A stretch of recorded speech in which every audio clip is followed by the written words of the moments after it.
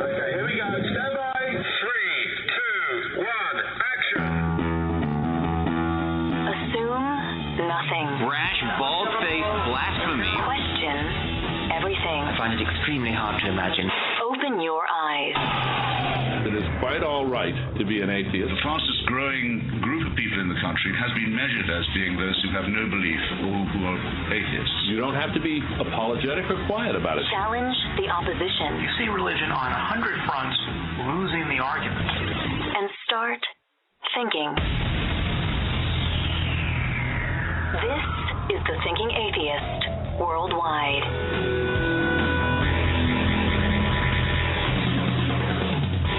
This show is going to be about a lot of things. What I don't want the show to be about is necessarily anyone's particular soapbox about whether or not this war or that war was justified. We can talk about some of that because it will relate to spirituality and belief and motivation. But I don't want it to become a soapbox about what governments have done this or that, because it's not about that. We can do a whole different show on that in another context, in another forum. This is about atheists in the military. Now, I speak for the United States of America because it's where I live, and I do welcome the input of people in military positions all around the world who can sort of educate the rest of us here in America about what it's like in your culture. Is it a God and country culture? I struggled with how to start the show because I'm not a military guy and I don't come from a military family. I'm fascinated by it. I have a tremendous amount of admiration and respect for those who dedicate their lives to military service. I do. And sometimes I take a whole lot of heat for it. People say, what? The military is this, the military is that, blah, blah, blah. But I mean, I take every opportunity whenever I can to thank those people who have given so much. It sounds like a cliche because it is said so often. But it's true. They don't just sacrifice either. It's their families. But not being a military guy, it's difficult for me to try to start the show with any kind of real authority. That's why the show is mostly going to be about the people who participate. But I wanted to create a scenario to paint a visual picture of what it might be like. Listening to the accounts of others and imagining how I myself might act and react in imminent danger.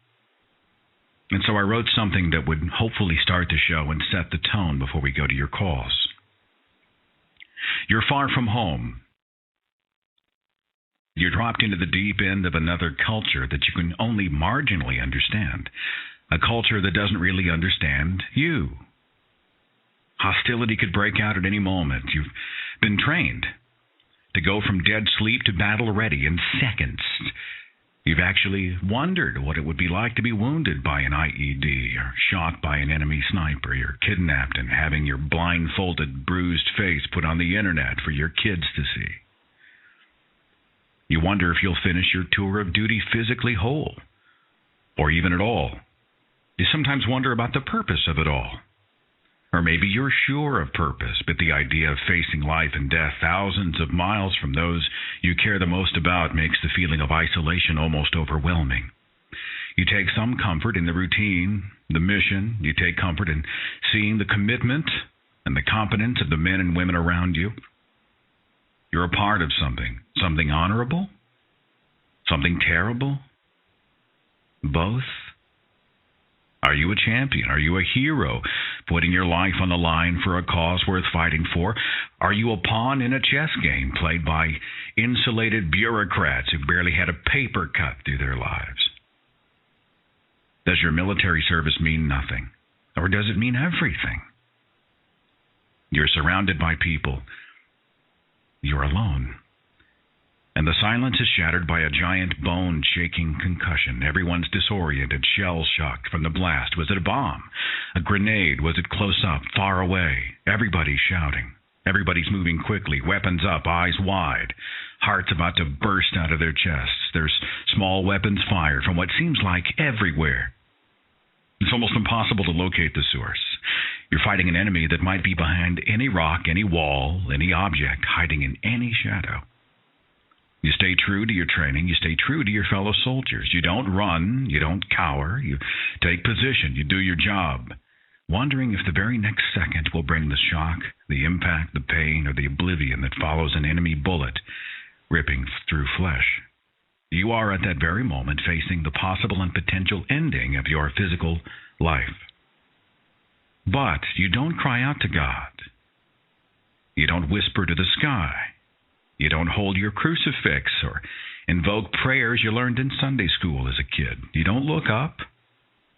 You look forward, outward, to your fellow men and women on the battle lines, and you live the next chaotic moments in the absolute knowledge that human beings in a crisis only have each other. You are a soldier without superstition. According to some, you don't exist. There are no atheists in foxholes. In a time of crisis, all human beings run to God. But is that really true?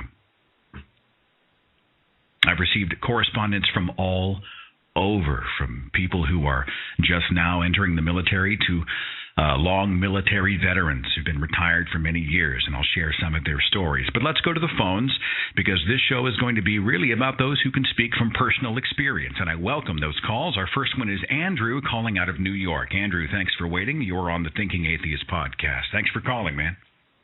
Hey, Seth. Thanks for having me. Talk to me about what you just heard. Was I even close? Well, for me, I'm an avionics technician, so I guess the atheist in a foxhole is more of a metaphor, because thankfully I've never found myself in a foxhole taking grenades. Yeah. I actually wanted to talk about a few experiences that I had down in Biloxi, Mississippi at Keesler Air Force Base. And your intro, you were talking more about on the battlefield, and for me, this was only a few months in. I was a 19-year-old kid in a new place, feeling homesick. This was after basic training. I felt lost, a lot of new people around me. And I was slightly depressed. And it's very common in the first couple months of the military, especially when you're away from your friends. And I had asked for some help, and I was directed towards a chaplain. So I sat down next to this chaplain, and I started talking. And at this point in my life, I don't know if I'd called myself an atheist, but I certainly wasn't religious. I was definitely going through that transformation stage. I was also, a late teenager. And this guy has telling me, are you praying? How's your relationship with God? Are you reading your Bible? And here I am, as I said, I'm going through this transformation in life, going through a tough time, and I'm being directed to somebody who's, basically promoting God. And in a way, I kind of felt insulted. I needed somebody to talk to. Probably would have been better to have, like, a mental health professional, but instead I got a chaplain. And I ended up walking away from that conversation. I remember going back to my room, and it didn't help. It didn't help. And the second incident that I want to talk about, which I think everybody who's listening will probably find this ironic, you had to go through 2 tech schools for my job. And the first one, again, is in Biloxi, Mississippi. And if you fail, you have weekly tests. So if you fail this test, you get what's called washback to the previous week. So you basically have to repeat the week's course. And the ironic thing is that the people who were failing were being sent to, I don't think it's fair to call him a principal, but he was like kind of like the leader of the school, the guy who was kind of in charge. And this guy, I walked in the office one day, and instead of telling the trainees, the young military guys, hit the books, read the books, learn about the aircraft, study your electronic principles, he was handing out books, not Bibles, but they were books about, like, how to strengthen your relationship with Christ. And, and he was basically saying, if you read these books and you strengthen your relationship, you'll be able to, pass the test and get through everything. And here I am waking up at 3:30 in the morning every day of the week, going to sleep at 9 o'clock at night, not to mention physical training throughout the day, not to mention the 8 hours that you're spending at school. And I'm thinking to myself, when in the world does anybody have time to read these books that have absolutely nothing to do with what we're learning? And I thought it was ironic that basically this leader of this tech school was basically pushing Christ on us, and we'd only been in the military for 3 months. Andrew, did you find an overt God and country culture? Was God invoked by, say, the drill sergeants and people who were your supervisors, or was it more? Yeah, well, you won't see it from the drill sergeants, and you won't see it from like the actual military members. I mean, their rules they have to abide by. I think they know that they can get in trouble. You see it more from the people. At least I saw it from like the contractors, the people who aren't really in the uniform, but they're kind of there to help the military recruits, and that's like the tech school leaders, at least in my experience. The ironic thing about this whole experience for me was, as I said, I was going through like this transformation. I wouldn't have called myself an atheist at the time, but having seen the Bible and Jesus and, you know, being pushed in our face at occasions, I realized that I had to dig in deep within myself to find the strength to get through everything. I had to, you know, sit down and study the books and you know, make sure that I was able to do my job in the future. And I think the entire experience made me stronger or brought me to atheism, because I hated this whole concept that, you know, we live in a free country, but everything is Bible and God and Jesus. And it was annoying. It was annoying, but, you know, it's over and I'm through it, so. Andrew, I appreciate your service and your dedication, the commitment you made, and I'm glad you called the show today. You are, you know, one example of many people who've managed to commit themselves without having to buy into to the whole God thing, and so you're an example. This is just a little sample. I'm sure you're going to get a lot more calls. This is just tech school, so I'm sure there's a lot other people on the line with some good stories for you. Well, and honestly, I don't ever want to minimize those who aren't necessarily on the front lines. I mean, the machine has a tremendous number of levels, you know, and what you do has merit and value. Thanks for everything you do, Andrew. Take care. All right, thanks, Seth. Let's talk to John in Illinois. John, hi. You're on the Thinking Atheist podcast. Are you a military service member or a veteran, or what are you? Yes, I spent 5 years active duty in the Air Force and Air Force Academy graduate. And that's, you know, and actually I didn't become an atheist until after I got into the Air Force. But I was definitely uncomfortable with how overtly religion was put into so many of our aspects of daily life. While in the military, that it really started the seeds of doubt, if that makes any sense. Give me some examples. I mean, you're in the Air Force, you're in the military culture. What are we talking about? You know, let's say through high school, I was, you know, evangelical Christian family, you know, go to church on Sunday, youth group on Wednesday, and then, you know, a month after high school graduation here, I'm at the Air Force Academy. And basic training, you know, it was 3 to 4 days a week after dinner, and you had a choice to go to chapel, and you could either go to chapel and goof off or listen to a sermon or whatever, or you went back to your room in the dorms and were subject to hazing. So sometimes some of the upperclassmen would leave you alone and let you shine your shoes and talk with your friends. Others would quiz you on knowledge. So what are you going to do? You're going to go to chapel and sit in the back and have nobody bother you for an hour and a half and listen to some chaplain talk to you about, you know, God and Jesus, and give you some candy and cookies and whatever. You're going to go back to your room and get yelled at and screamed at and, you know, get your chin in and do push-ups or whatever and just random hazing. So it was just, you know, I would kind of split my time half and half. It was like, you know, sometimes I go to chapel just to get out of being bothered. Other times I go back and, you know, play my cards and see how it wins. But was your stint in the military a key thing in your rejection of faith? You said you became an atheist after you got out. You want to explain that, or? Well, it started the seeds of doubt. I remember, you know, mandatory formations. You got to go to march on the field for a football game, and you know, it's, you know, all the pomp and circumstance, and then everybody. It's, you know, I had no choice whether I'm there or not. And then here we go. It's all your head's in prayer, and you know, it's a prayer before a football game, and the chaplains there weren't, didn't really do the non-denominational prayers too well, and it was always in Jesus' name and, whatnot. And I would sit there thinking, what if I wasn't Christian? At the time I was. So I was in the in crowd, but I kind of would be sitting there in the middle of formation going, this must be really uncomfortable for somebody who's not. And that kind of stuck with me. But throughout my few years of service, I always was very uncomfortable with how open and overt the Christianity was at official functions, whether it was dinners or formations or, but there's just with prayers every few days, it would just be, it just was so annoying. And I know the Air Force Academy after I left has gone through some pretty public challenges of their policies there. You probably are familiar with Mikey Weinstein and some of the stuff he's done with the Freedom from Religion Foundation, but I was there prior to all this happening, and it was pretty bad at times. But at the same time, I was in the in crowd, so yeah, it's kind of hard. But well, I'm glad you clawed your way out. It's amazing how when you're in the pressure cooker in any capacity, it often clarifies, and so I'm glad you made it out, brother. But yeah, I just wanted to say thanks for your show. It's so well done, and I really appreciate it. And just wanted to call and say hi.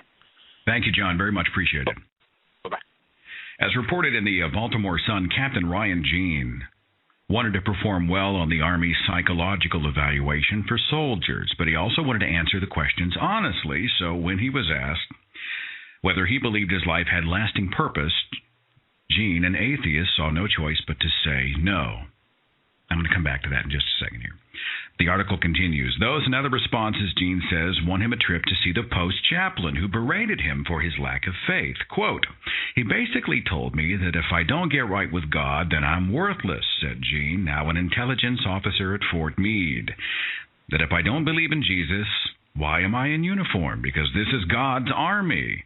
And that I should resign my commission in order to stop disgracing the military. You can read the full article in the Baltimore Sun. Well, I disagree that his life has no lasting purpose. I mean, I understand if you want to get down to the letter of the law, yeah, we're all a blip on a tiny rock in a huge universe. I get all that. But I just don't like the phrasing that we have no purpose. And that's probably a whole other show. Life can have meaning. It can have richness. It can have value. But it was interesting to see how he was treated by his own superiors and chaplains and people he rubbed shoulders with in the military for simply saying, look, I'm going to be honest in my own evaluation. I am a non-believer, and there were consequences. Let's talk to Jackson in Iowa. Jackson, you're on the Thinking Atheist podcast. Thanks for waiting. What's up? Definitely my experience with I actually became an atheist while in the military. It's a very fun thing, but I had a friend who basically explained it that I think the way he explained his atheism to me was that he did not believe in a magical sky daddy in the sky. And like hearing that, I started to think and then realized that I was basically a non-practicing Catholic at that time, which is what my parents like to refer to as a closet Catholic.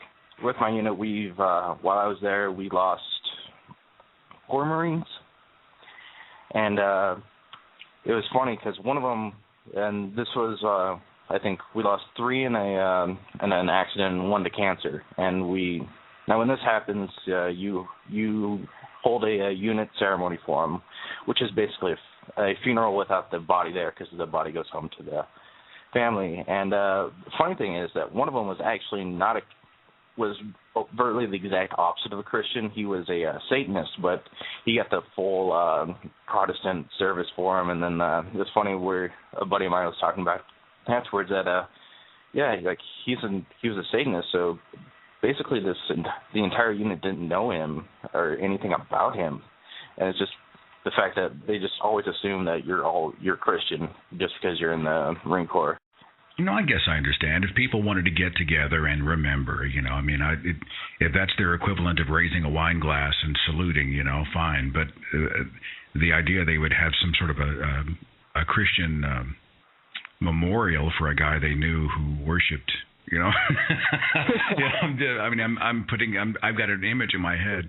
Jackson, how do you feel about the atheist in foxholes saying? The argument that there is none, I think it's complete and total bullshit. But The nice thing about the military for the religious types is that a lot of people don't really understand this, that when you join the military, you basically you become Uncle Sam's property, and you have very amended rights. And I think it's because of that they think they can sort of get away with proselytizing. That to me, I definitely remember walking out of the chow hall and having like the creepy looking guy in a suit like holding out a Bible trying to proselytize me, saying, "Hey, you want to go to church? Well, we'll give you a ride there." Like me not having a ride was the main thing keeping me from church when there is one on base that I just choose not to go to. And there's some Sunday morning churchgoers that came to that realization. I was one of them. Yeah, there's nothing like having your Sunday mornings back. I'll tell you right now. Do I want to get up, get dressed, and go sit, for 90 minutes, or do I want to actually have time that I can do with, and I've read accounts from people who use that time to write letters to home or whatnot. It was much more meaningful than sitting in the back row listening to somebody tell them why they need some supernatural sky daddy. Jackson, thanks for the call and for being a part of the show today. Much appreciated. Yep. All right, take care. I had a message from Christopher. He says, I served in the U.S. Army for about 10 years, did 3 years total deployed to Iraq. I was the lead instructor for the Tactical Unmanned Aircraft System in Germany for my unit. I think the things that always bothered me were the prayers that the chaplain always gave before we could load the buses or the flight. I never wanted to partake in them, but I had no choice. I could have said, hey, I don't want to do that, but then any of the higher-ranking people above me would have had a problem. When a fellow soldier got killed, it was always prayers for the family. I never had a problem with people praying before they went out on a mission, as long as I wasn't included. There were other things, like mandatory classes on suicide given by the chaplain. People wanting me to be quiet while they prayed before a meal. I learned to ignore it because there was and is nothing you can do unless you're one of the ones with rank on. The last thing that bothered me the most was said religious person always had his day off in Iraq on a Sunday because this was his day. When we were not deployed, he could not be bothered for any details on Sunday because his church was more important. Area code 918, thank you for waiting. You're on the Thinking Atheist podcast. Who is this? Hey, Seth, this is Manfred, the Cranky Saint. Manfred, I was hoping I'd hear from you today. What's going on, brother? We spoke to Free OK, and you asked me to call in for this show, so here I am. I am currently in the U.S. Army Reserves. I have been in the service on and off for about 16 years now. I took a five-year break in service back in 99, and I got back in just in time for our mess in Iraq to come along. I've been active duty, National Guard, and said I'm in the reserves now. And presently, I am a chemical operations specialist. I'm one of those guys that deals with the weapons of mass destruction that we never found. So talk to me. God and country, was it prevalent? God and country, very prevalent, especially when I was in the National Guard down in Florida. In fact, we had a number of pastors in the unit. It was amusing. These guys were air defense artillery, and when they're not saving souls on the behind the pulpit, they're taking souls from the sky. So that was a fun one for me. Were you an atheist at the time? Yes, I was. I had actually lost my faith when I was about 12 or 13, and didn't really come to understand myself as an atheist until I met my first atheist in basic training. And I couldn't believe that it could be so simple that you could just say, there is no God. For me, the word atheist pretty much didn't exist my entire life. I mean, you were either a Christian or you were a devil worshiper. That's all there was to it. So finding out that I could just say, no, there's no God, and go on about my life was just an amazing concept to me. But would you worry about like a sergeant or a higher up or someone of higher rank who would look down on you or make life really, really bad for you if you were an overt non-believer? I have actually faced some discrimination in that manner. When I was in basic training, one of my drill sergeants took away my soldier's manual. This was essentially what we called the SMART book back then, a book of the basic things that we needed to know as soldiers. He took mine away and gave me a Bible in its place. He said I need a Bible more. So I got that Bible. Now, aren't you the one? I think I remembered the video where didn't you participated and you said that you actually decided to read the Bible from front to back, and by the last verse of the Bible, you just decided God's a monster and you're an atheist. Was it that simple? Yep, that's me. That's me. And I was actually very sick after that moment. It was sometime in the Old Testament that I came to that realization. But I went ahead and read the rest of the way through, trying to rediscover my faith. But I was so worried that I committed the unforgivable sin that I worried myself into a bleeding ulcer, and I ended up losing half my body weight in a year, convinced that God was torturing me before I went to hell. Is that a product of, childhood? Were your parents religious? They weren't terribly religious, but they did put me in a couple of private schools because my grades did better in those schools. So I went to a couple of very fundamentalist Baptist schools, most notably one up in Chicago. That was the one that really, really messed with my head. So let's talk about the military. I mean, are you a fan of the military? Do you support the military from the inside out? What are your thoughts and feelings right now? Yeah, as I support the military in every way. I've been doing this my entire adult life. I come from a military family going back at least 5 generations that I've been able to track.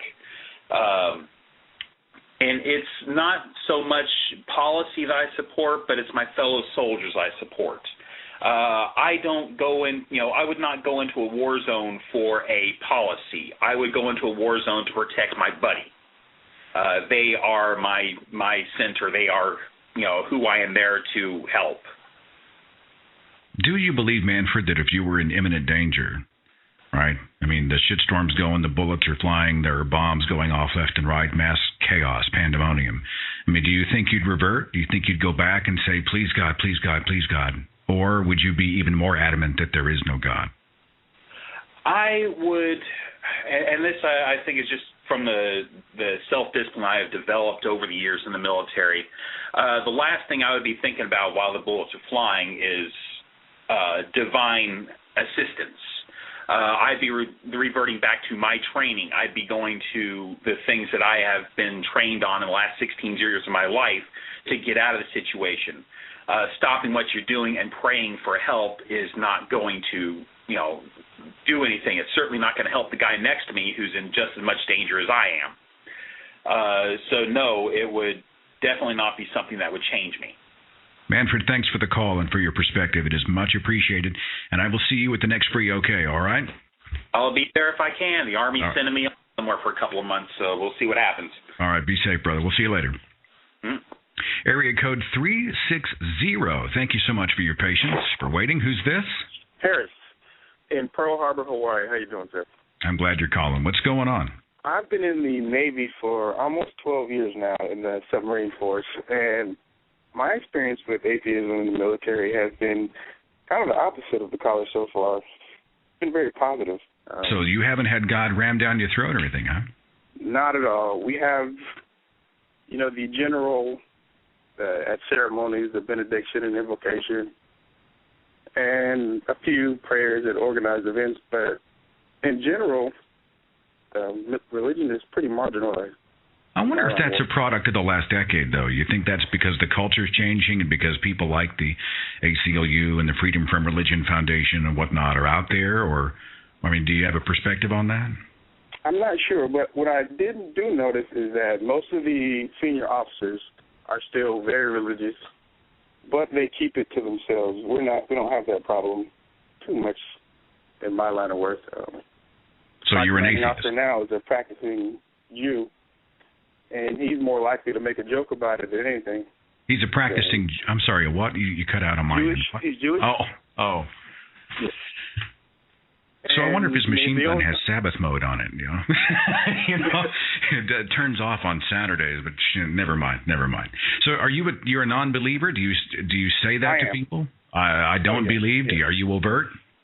Yes, very. About 2 years ago, I'd say I started. Actually, I was out. It was no longer a private issue, and it kind of started in a funny way. In my office, we were watching a video on CNN about a kid who won a scholarship at a high school, full ride scholarship, and the reporter asked him what college he was going to go to, and he said he was going to go home and pray about it. I kind of cringed. And the guy sitting next to me, who's a Seventh-day Adventist, he looked at me kind of funny and was like, "What was that?" And I was like, "I just kind of, that just kind of irritates me just a little bit." And we had a discussion, and then I said to him, well, I didn't really want to get into it too much, and I said to him, "Well, you kind of seem like the kind of person who doesn't really question things like that." And he's like, "Well, what do you mean?" So I just asked him the question, "How old is the Earth?" And he said, "Oh, about 2,000 years." 2? Yes. Now, this is a guy, he's 36 years old with 2 master's degrees. Wow. Somehow still thinks the Earth is, and I reminded him that it is now 2011, or 2010 at the time. How is that possible? And he said, okay, 3,000. You know. You're just playing high-low with the age of the Earth. Well, I mean, honestly, at least you're out there challenging him to think. Your experience, though, overall has been positive. And what, are you going to be a career military guy or what? Yeah, I'm pretty much decided on that now. Wonderful. Well, be safe, and thank you so much for all that you do. All right, thank you. Take care. I had an email from Weston, just some excerpts from a longer letter. He said, I joined the Army in 2004, deployed to Iraq, got out. 2010, I was recalled and sent to Afghanistan. I got back to the U.S. just about 2 weeks ago. I'm honestly still in the deconversion process. Letting go of old Catholic habits is hard, but I've never truly believed, and I'm just acting on that non-belief instead of being terrified of it.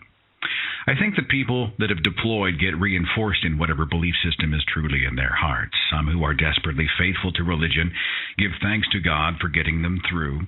Since I never really truly believed, that's the sentiment that came up after my deployments. I think that soldiers, especially some of my good friends in the infantry, have to face some tough decisions regarding human life and their own spiritual isolationism. The military is one of those unique organizations that is a job, a school, a social group, and a lifestyle. Living closely with other people, sometimes putting your life in someone's hands, will have an effect on your mindset and your worldview. The people in Afghanistan and Iraq are some of the most devout religious people anywhere, and they live in abject poverty and suffering. Seeing things like this forces you to confront your beliefs in a benevolent God and ask the question, am I comfortable in believing in a God that allows this? Area code 757. You're on the Thinking Atheist podcast. Who's this? Hi, this is Ray. How you doing? Ray, thank you for calling. Are you in the military somewhere, or you know someone who is? Well, I just retired last year after 25 years in the Navy, and I deconverted about 2 years before I went to Iraq, which is in 2007. So, yes, I have what you would call some affiliation with the military, and I'm a retired senior chief. And I also have some history with, obviously, deconverting and learning about atheism and then becoming practiced in my atheism and then becoming an educator on atheism and some of the myths that are out there about religion. And what I really want, the reason I called is saw your post on Facebook and I was thinking about it. And here's the interesting thing about being a senior atheist. A senior person in the military who happens to be an atheist. As I listen to some other callers, they're right.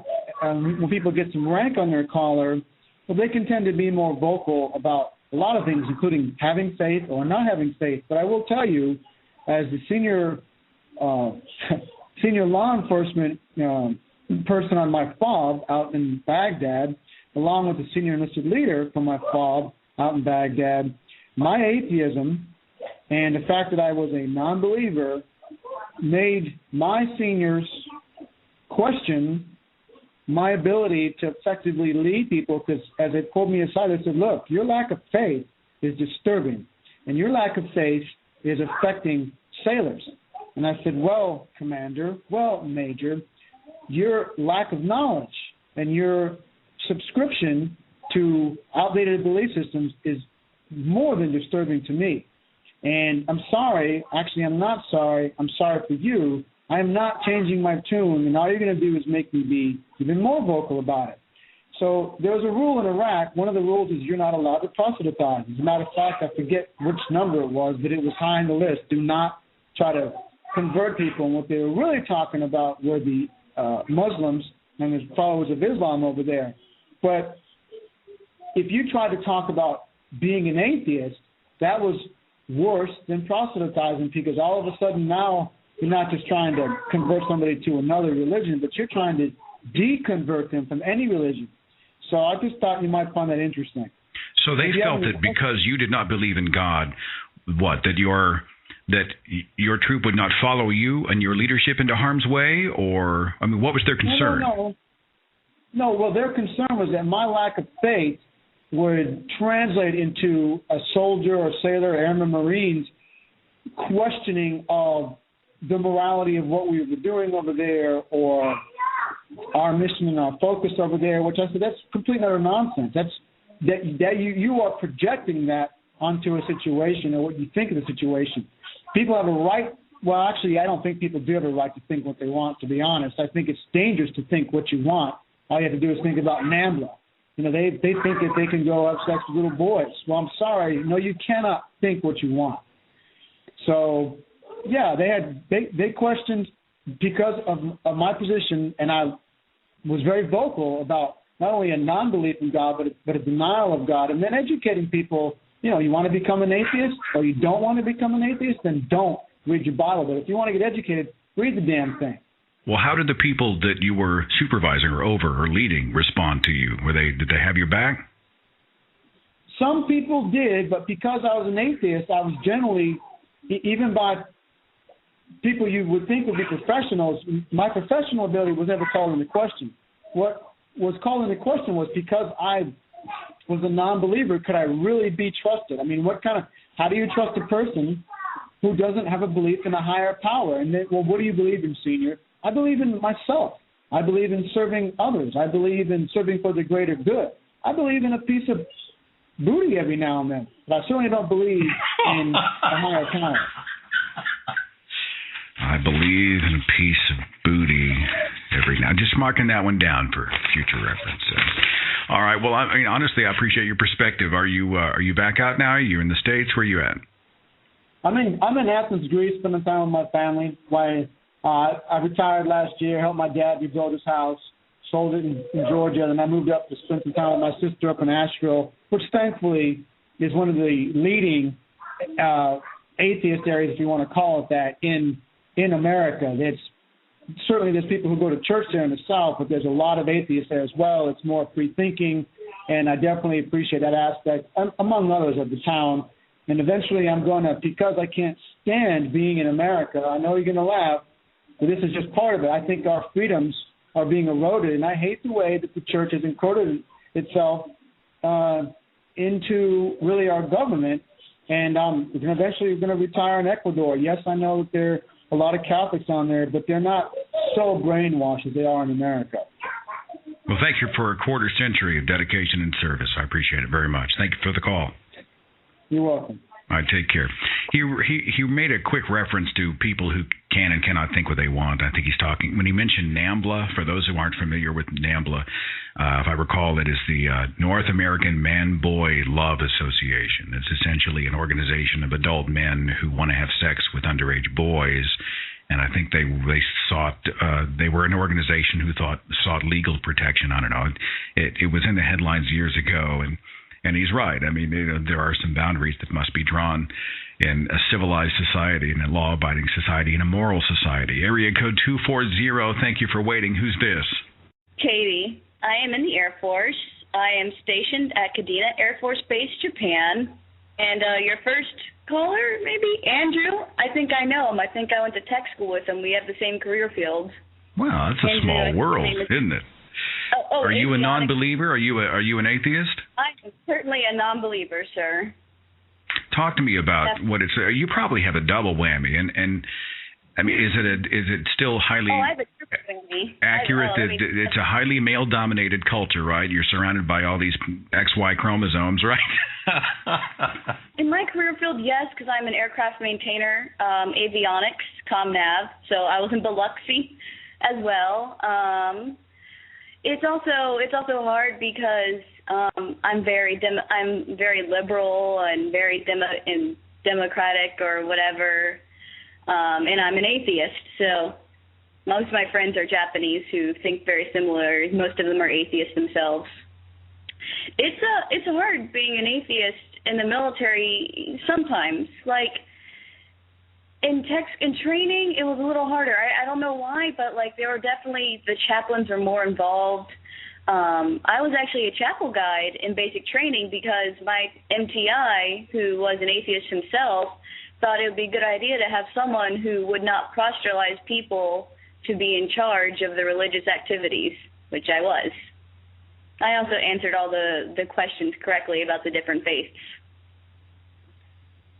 Do you feel any level of, I mean, are they marginalizing you? Are you being discriminated against? Is it little asides? Is it things people say, the way you're treated, body language? I mean, talk to me about the culture. You're a non-believer, right? Oh. So how's it rolling over there?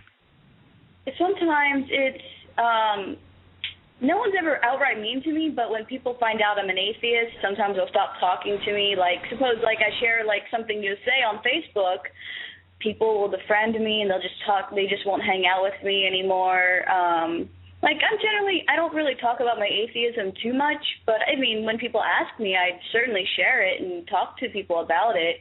And I enjoy debates and religious discussion. But yeah, people are sometimes kind of weird to me, and they will, just not like, they'll kind of like ignore me sometimes. They're like, oh, well, you're such a good person. Why are you an atheist? I'm like, or like, you're an atheist? You're so nice. It's like, what does me being an atheist have to me being a kind person? And like, I feel really bad because I feel like I do a lot of good things on base. I do airmen against drunk driving, and I clean up the beach, and then people totally discount that and just sometimes treat me like crap because I'm an atheist.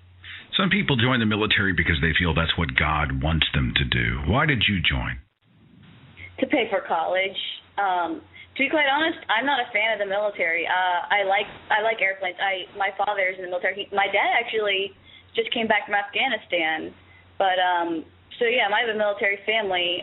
But I joined the military to pay for college, and I get out in 2 years, and I'm going to be teaching English in Japan.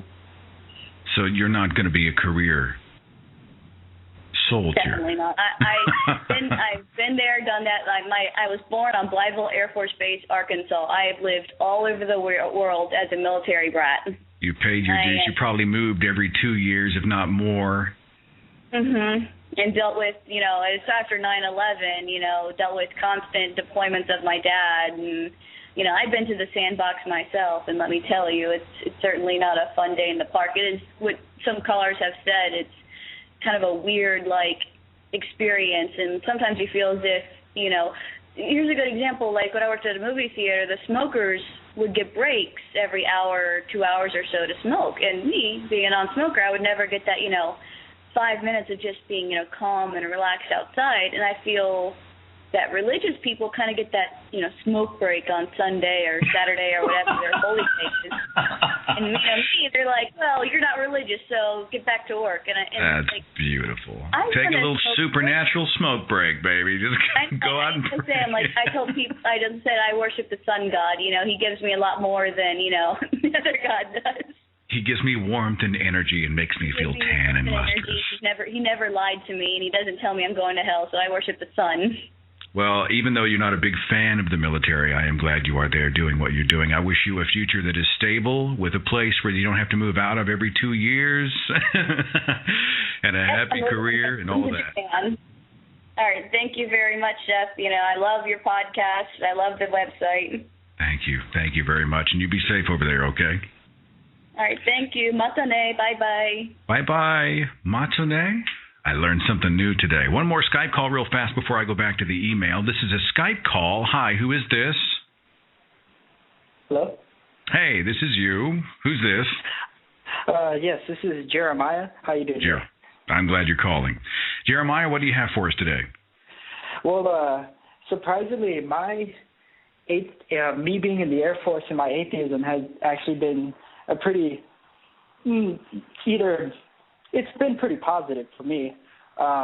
Going to basic training, we did have the chapel services, like people said, but it wasn't too overly Christian. We actually had a bunch of other chapel services, like Buddhist chapel service, Wiccan chapel service, and Islam, stuff like that. And, I'd always go to the Buddhist chapel service, and I think, me converting into Buddhism is really what kind of pushed me a little more towards atheism, studying other religions. I also went to the Wiccan service, and everyone goes to the Wiccan service because in basic training as a male, you're not allowed to talk to any females, as a matter of fact, if you even look at them.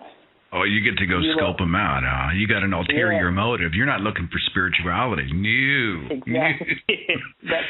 that's where we were told where all the females go, and we got to hold hands with them, except my experience was a little different because I guess word got out, and it was a majority of males, so it wasn't a great one for me.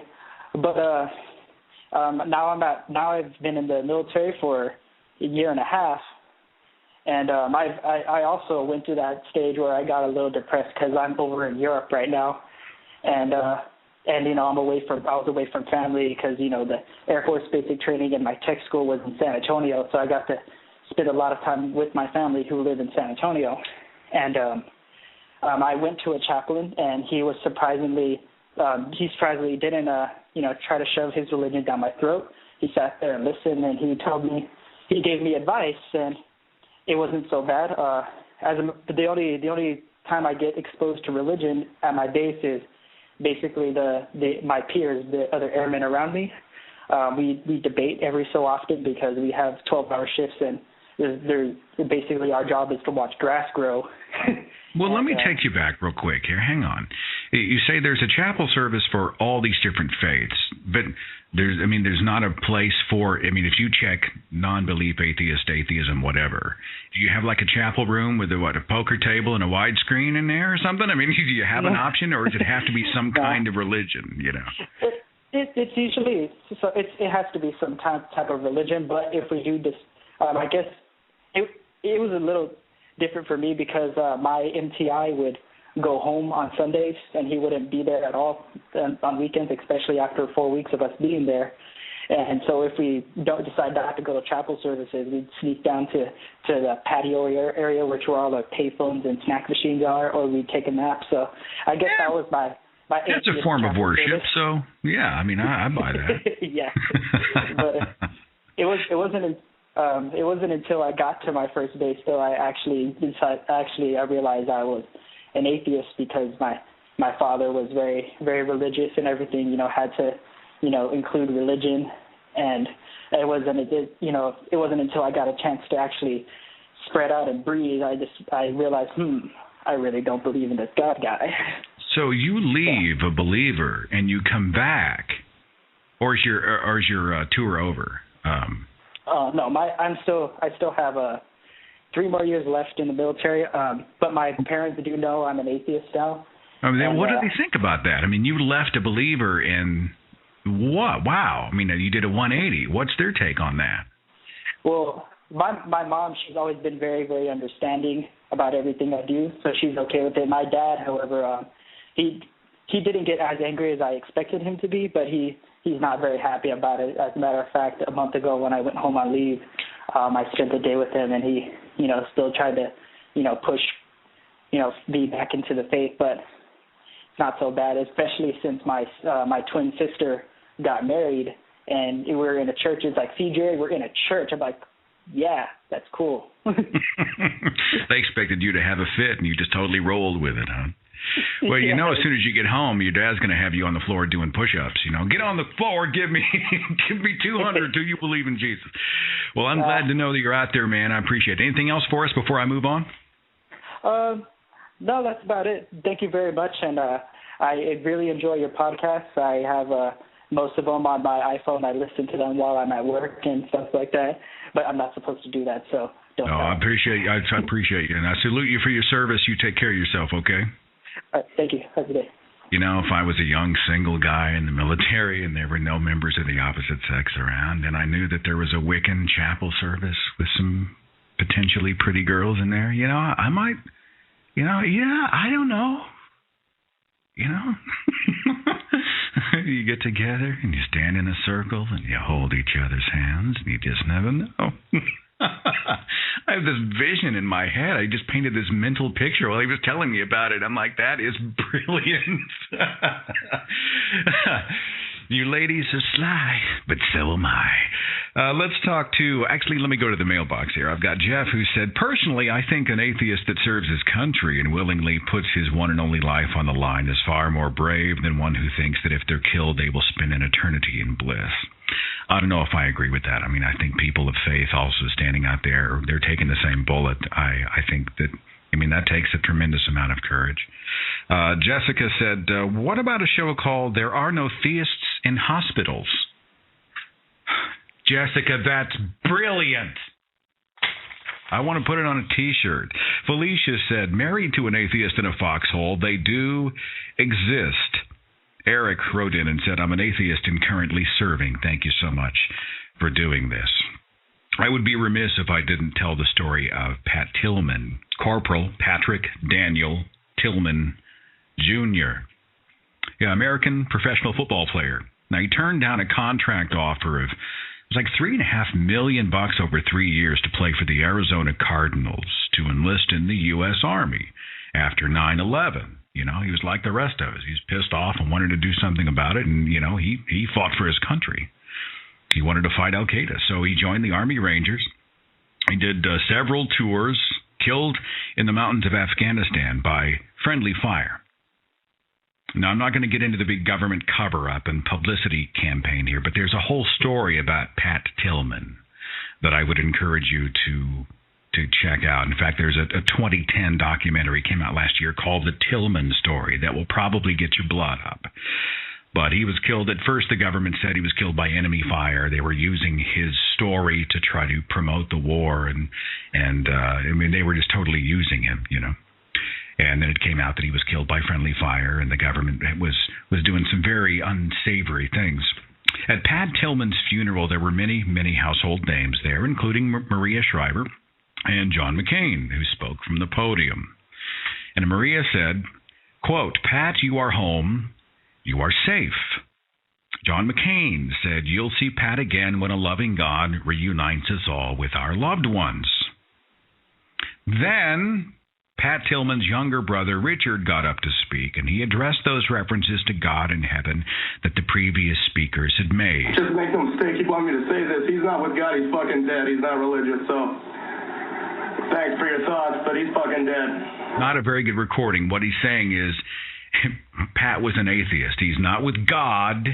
He's dead. He just said it. He just said it out loud. Was it politically correct? Was it culturally comfortable to say it? No, but he just said it. Pat Tillman did not believe in God. Pat's brother said he's not in heaven in a happier place as part of God's divine plan. He's dead.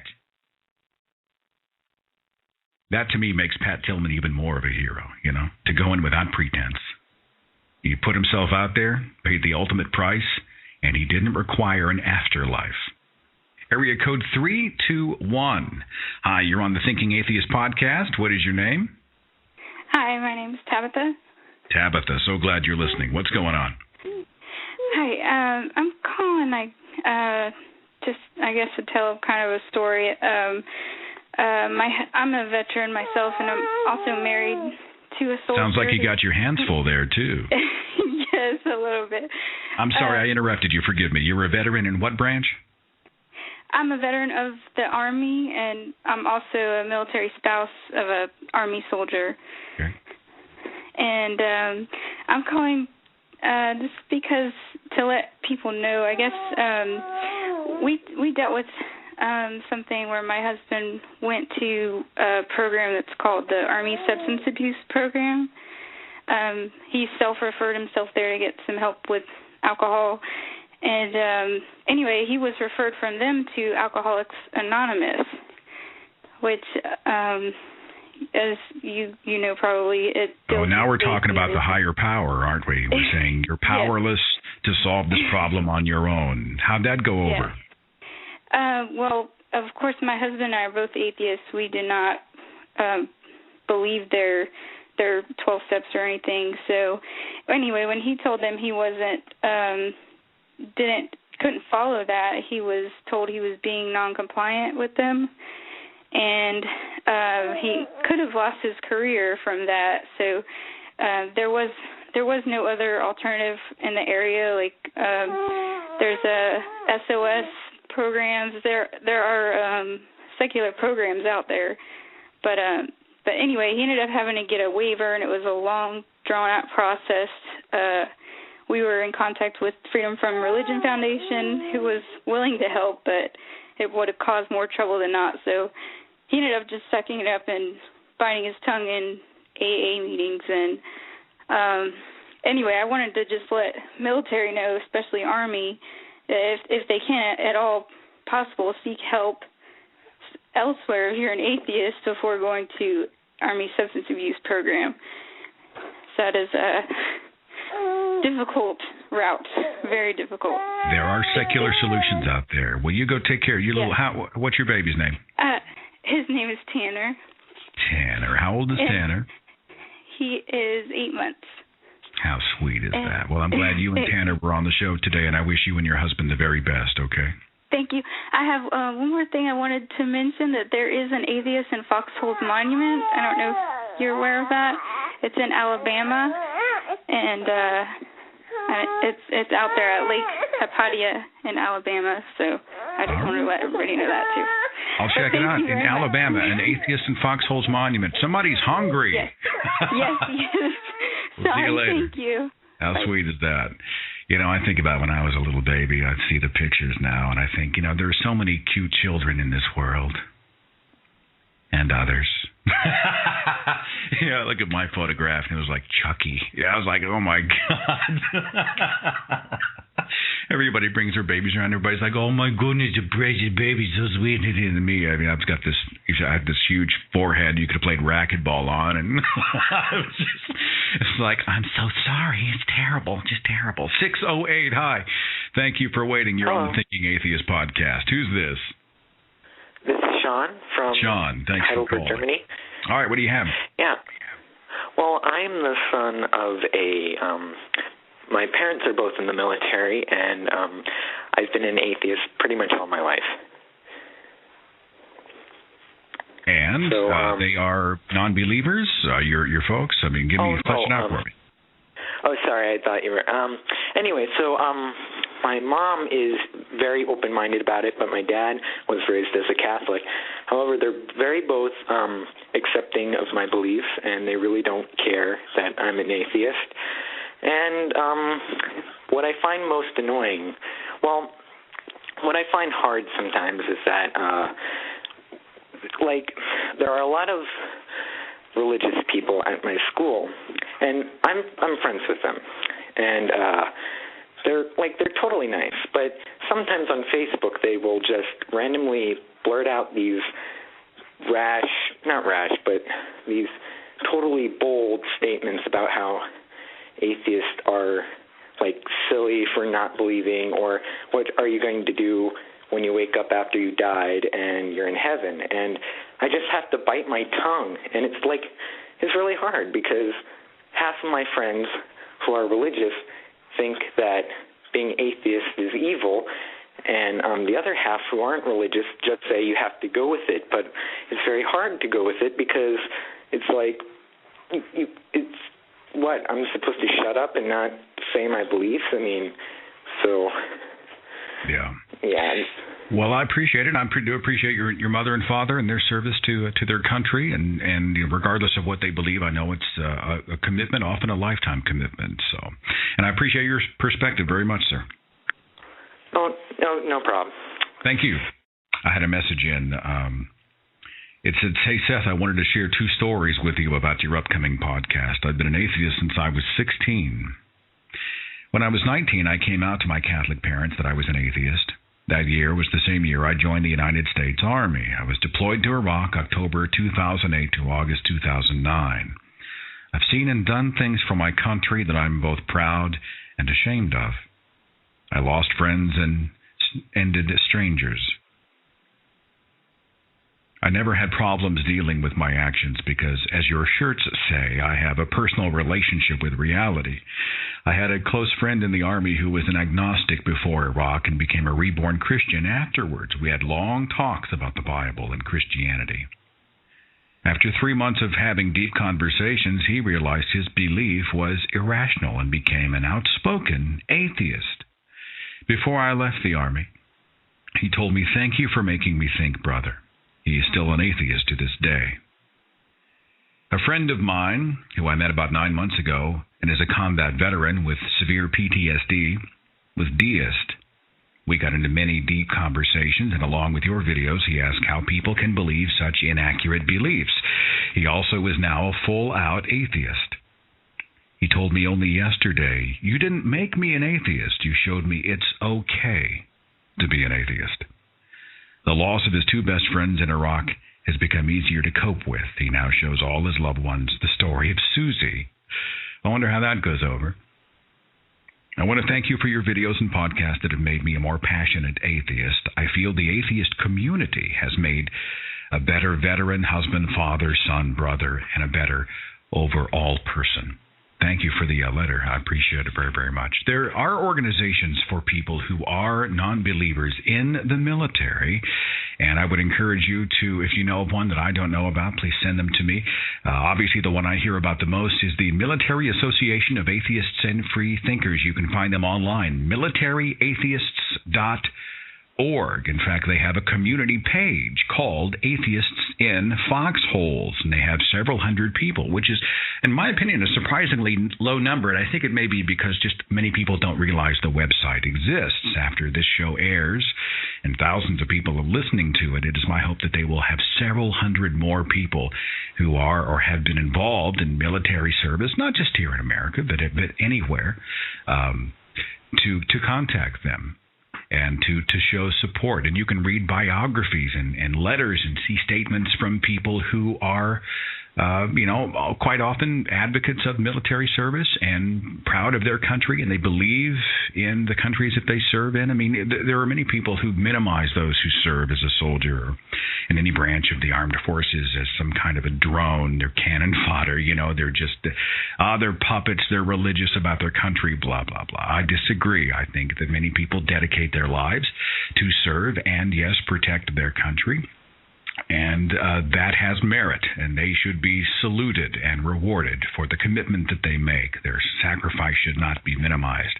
And even if it's not a life and death sacrifice on the front lines of combat, we're talking about lives spent overseas, separated from loved ones. We're talking about years and years and years of commitment. If you are a person who is serving your country in the military, I salute you, and I thank you for what you do. Popular in the atheist community, sometimes it's not, but I still want to do it, and I hope that those within this community will join me. I thank everybody for their calls and for their letters. And again, if you want to find out more about this organization, the Military Association of Atheists and Free Thinkers, they have a great website. Check it out online, militaryatheists.org. Have a wonderful week. Thanks for listening.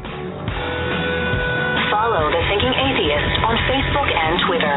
Watch dozens of original videos on the Thinking Atheist YouTube channel. And visit our website for resources, links, contact information, the editor's blog, and more. thethinkingatheist.com.